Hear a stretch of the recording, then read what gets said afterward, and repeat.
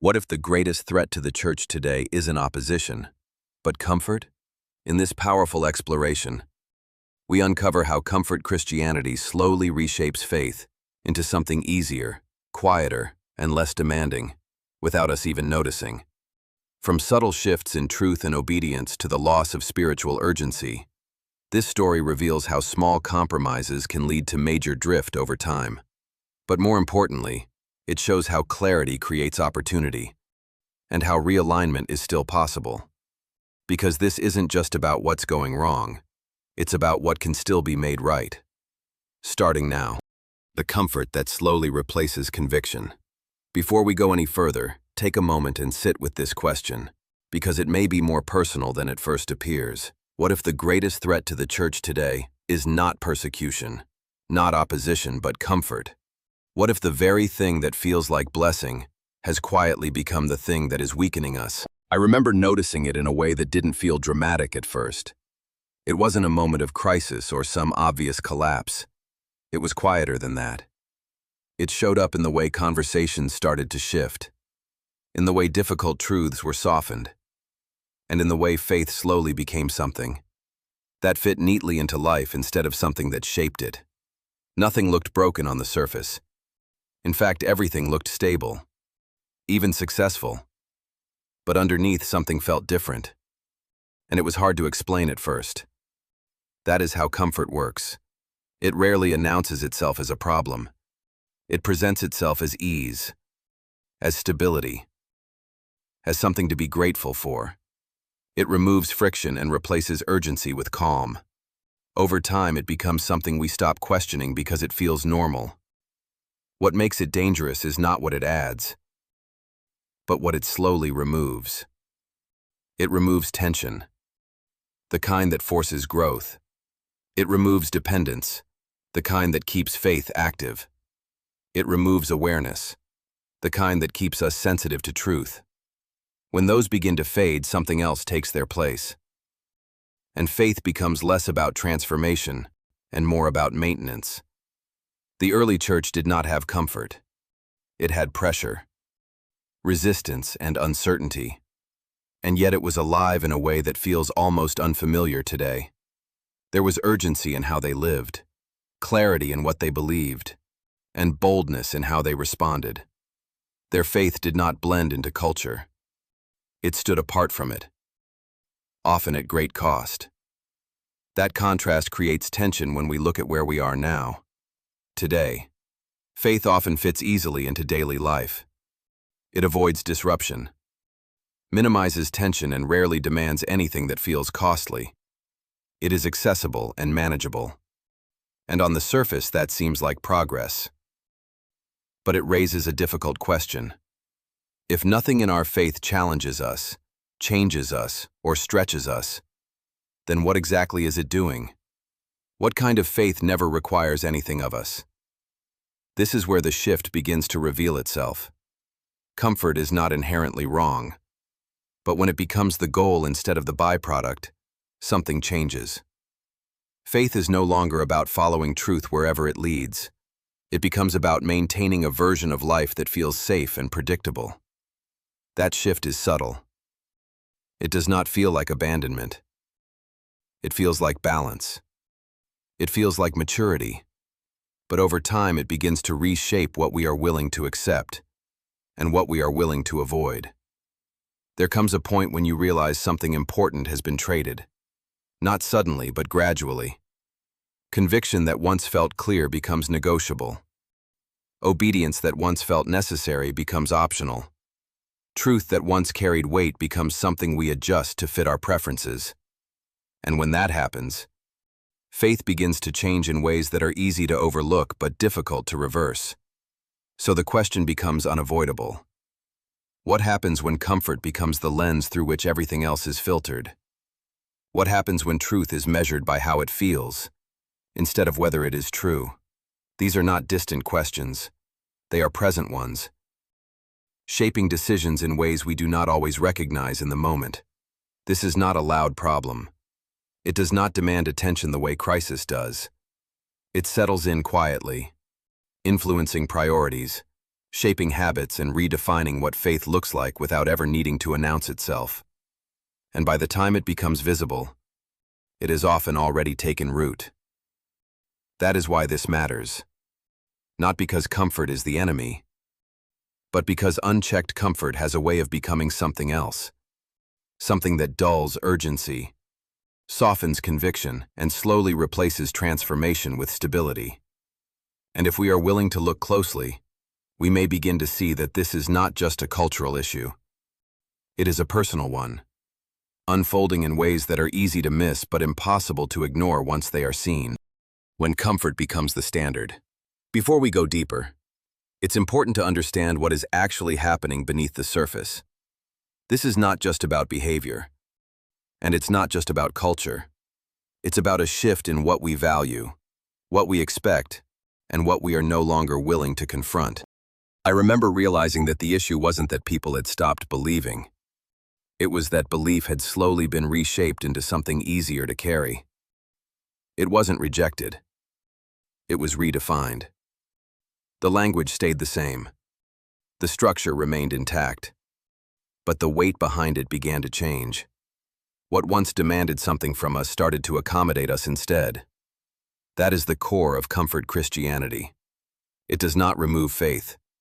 It reshapes it into something that fits neatly, within the boundaries of personal preference.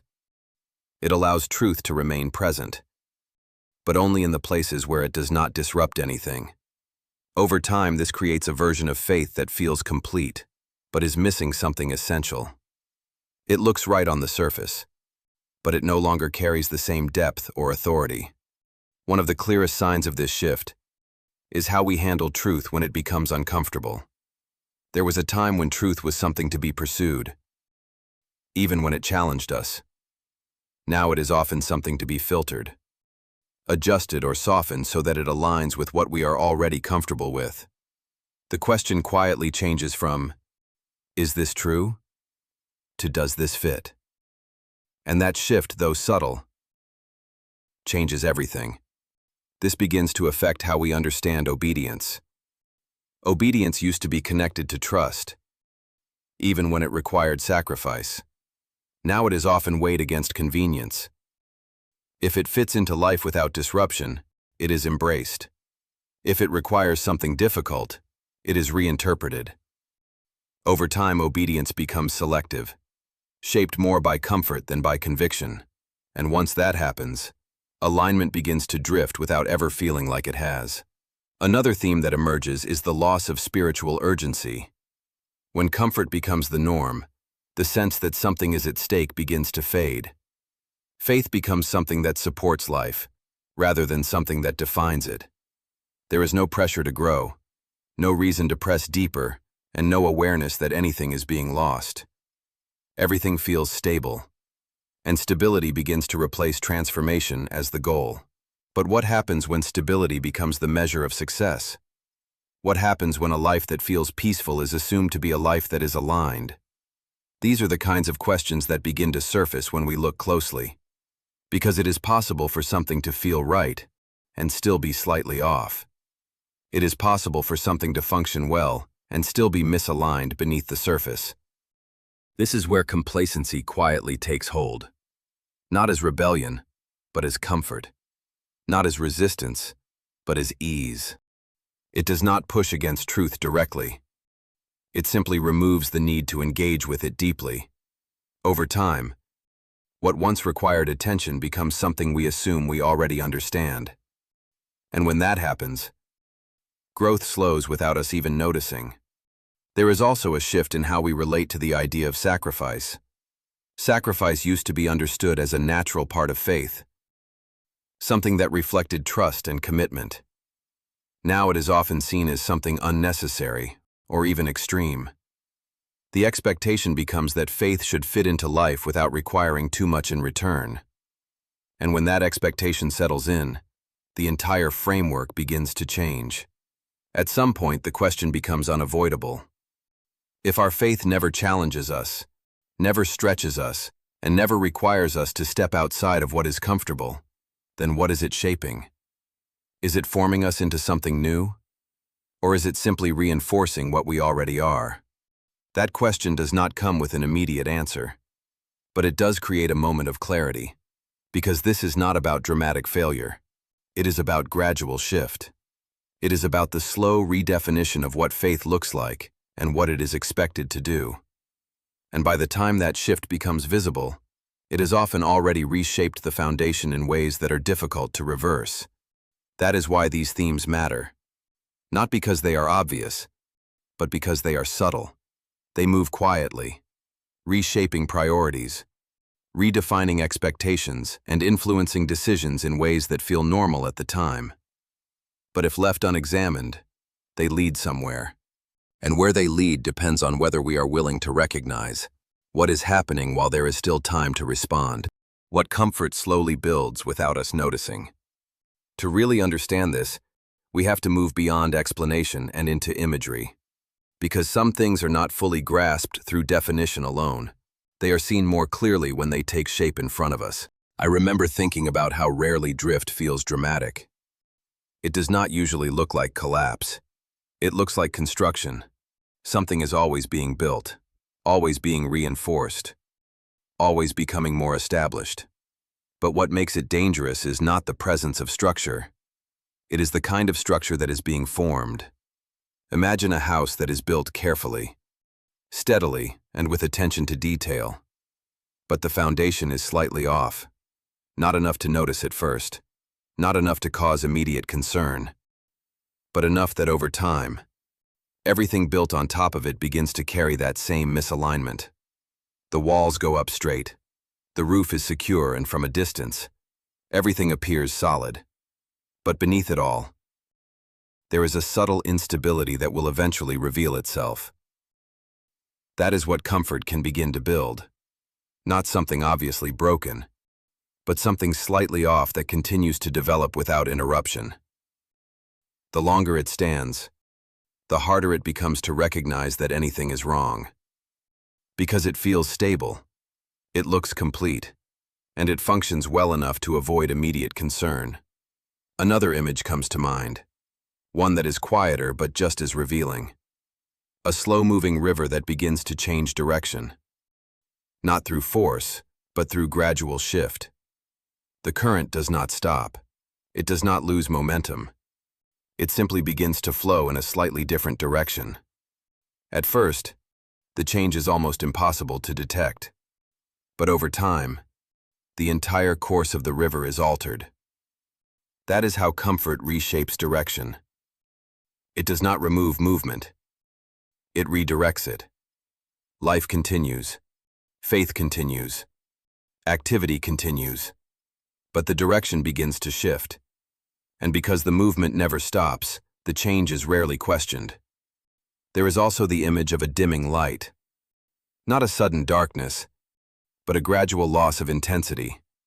The light is still there, still visible, still functional. But it is no longer as clear as it once was. Over time, the difference becomes noticeable. But by then, it feels normal. Eyes adjust. Expectations adjust. And what once would have felt insufficient now feels acceptable. That is what happens when conviction begins to soften. It is not removed all at once. It fades slowly. And as it fades, the standard begins to change. Not intentionally, but practically. What once felt necessary begins to feel optional. What once felt clear begins to feel flexible. Then there is the image of a path that is easy to walk, smooth, wide, and unobstructed. It requires very little effort to follow. And because of that, it attracts more and more people. There is nothing difficult about it, nothing that demands attention or effort. It is simply easy. But what makes that path dangerous is not its appearance. It is where it leads. Because ease is not always a reliable indicator of alignment. Sometimes it is simply the absence of resistance. And resistance, though uncomfortable, is often what keeps direction clear. At some point, a question begins to rise, even if it is quiet at first. How did we get here? How did something that started with clarity begin to feel so different? The answer is rarely found in a single moment. It is found in a series of small decisions, small adjustments, and small compromises that, over time, create something entirely new. This is where the symbolism becomes more than imagery. It becomes diagnostic. It reveals patterns that are otherwise difficult to see. It shows how something can grow, develop, and appear stable, while slowly moving away from its intended purpose. And once that becomes visible, it is difficult to ignore. Because the issue is not that something is being built. It is what is being built and what it is built on. It is not that movement is happening. It is the direction of that movement. And it is not that light is present. It is the clarity of that light. These images do not demand immediate answers, but they do invite reflection. They create space to ask whether what feels stable is actually aligned, whether what feels natural is actually intentional, and whether what feels comfortable is actually leading somewhere worth going. And that is where everything begins to shift. Not in the image itself, but in what it reveals, where comfort becomes a daily choice. This is where everything becomes real, not theoretical, not symbolic, but lived out in the small decisions that shape everyday life.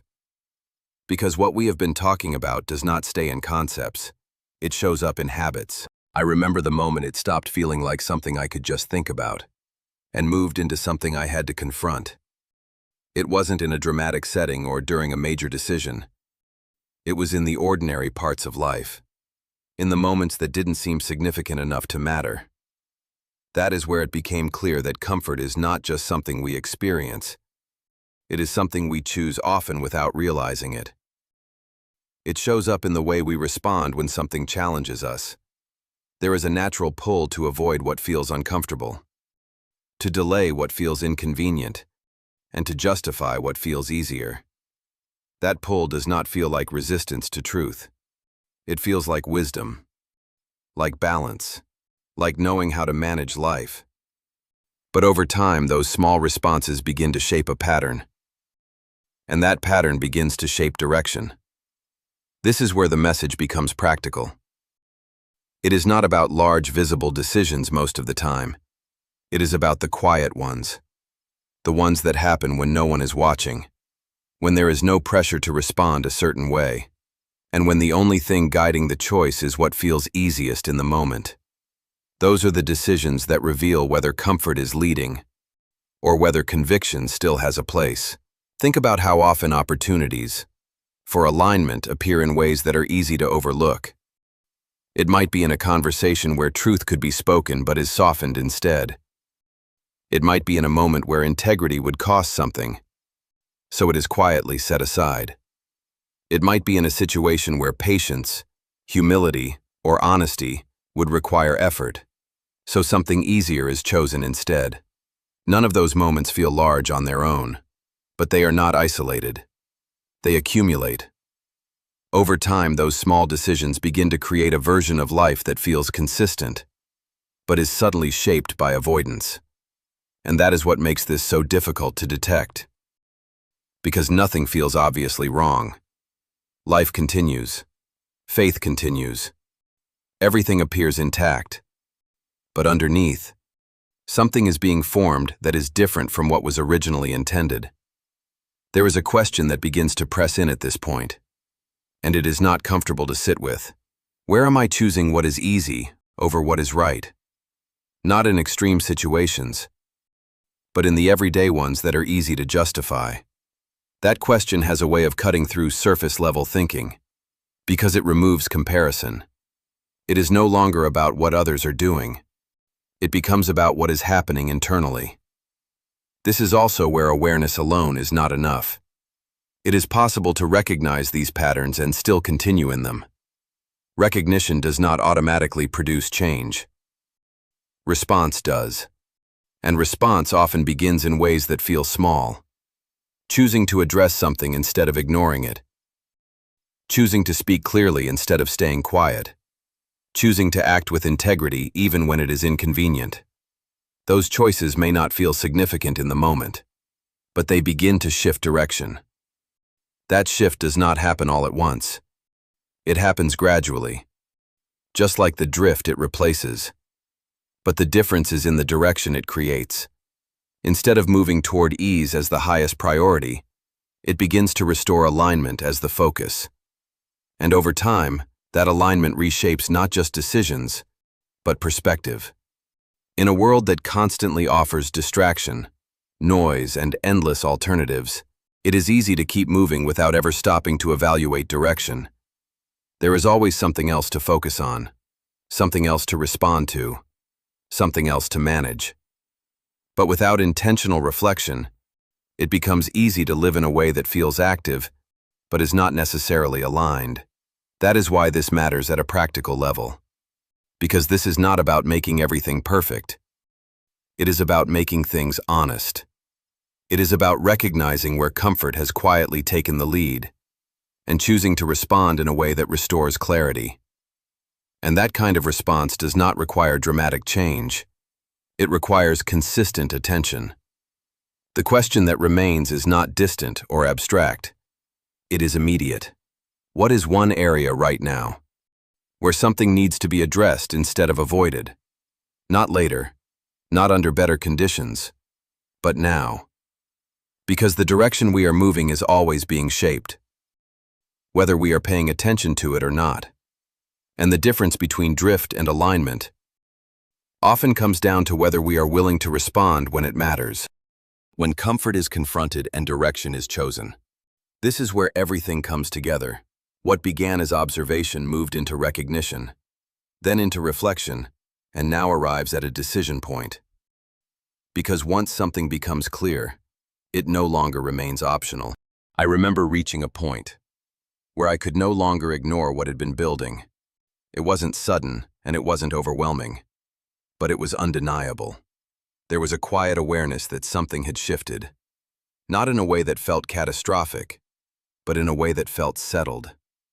And that was what made it more difficult to confront, because it had become normal. That is the moment where everything changes. Not when something breaks, but when something is finally seen for what it is. Because once comfort is recognized as more than just ease, once it is seen as something that can quietly replace conviction, it can no longer be treated the same way. It moves from being something unnoticed to something that must be addressed. What makes this moment significant is that it does not come with pressure to fix everything at once. It comes with clarity, and clarity does not demand perfection. It invites response. It creates a space where the question is no longer whether something needs to change, but whether we are willing to change it. That willingness is where transformation begins. Not in dramatic declarations or sudden overhauls, but in intentional decisions that begin to restore alignment. Choosing to respond where we would normally avoid, choosing to act where we would normally delay, choosing to hold on to truth even when it creates tension, instead of releasing it for the sake of ease. There is something powerful about those decisions. Not because they are large, but because they are directional. They begin to move things back into alignment. Not all at once, but consistently. And consistency is what reshapes what has been slowly drifting over time. At some point, a deeper question begins to take shape. What kind of faith am I actually living? Not the version that is spoken about or assumed, but the one that is reflected in daily choices. The one that shows up in how I respond when it would be easier not to. That question does not come with an immediate answer, but it does create honesty. And honesty is where real change begins. Because the reality is that comfort will always be available. It will always offer an easier path, a quieter option, a more manageable version of life. It will not disappear, but it does not have to lead. And that is where the difference is made.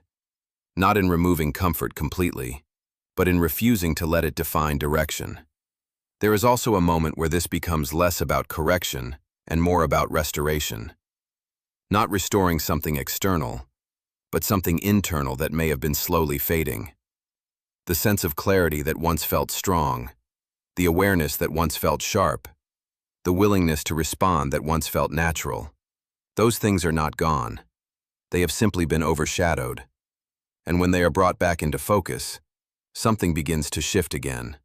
This is where the message moves from warning to invitation, not an invitation to return to pressure, but an invitation to return to purpose, to a kind of faith that is not built around ease, but around alignment, a kind of faith that is not maintained, but lived, one that shapes decisions, influences direction, and remains active even when it is not comfortable.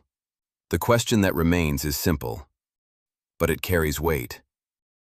What will you do with what you have seen? Not later, not in a different season, but now. Because direction is not determined in moments of intention. It is determined in moments of response. And that response does not need to be loud to be significant. It needs to be real. It needs to be honest. It needs to be consistent. Because over time, those responses shape something stronger than comfort ever could. They shape alignment. That is the transformation this leads to.